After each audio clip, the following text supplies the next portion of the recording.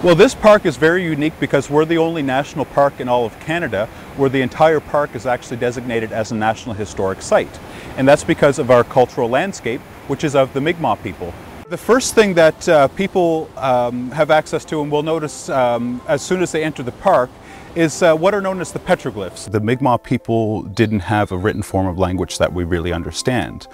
But they did leave written records for us, and these were in the form of petroglyph, or images of daily life, images of stories, images of legends. This guy has been here for probably around 400 years.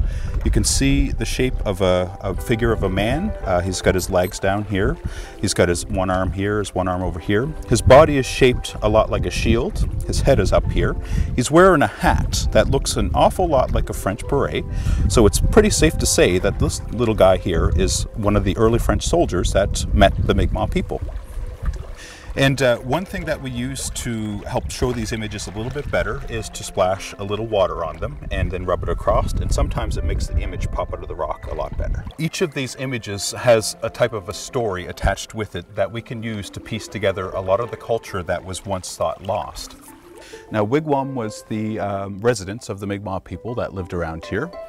It was a frame built of spruce poles, and it would have been covered by birch bark. Birch bark was an incredibly useful material. It was waterproof, it was very strong and sturdy, and they would have been able to transport these with them as they moved from campsite to campsite. This is an ash pack basket. A pack basket was used to carry everybody's personal belongings. They were really, really strong, very light, and these last for a very long time. This one is actually over 10 years old, and it looks almost brand new, and this will last for many, many more years with everyday use.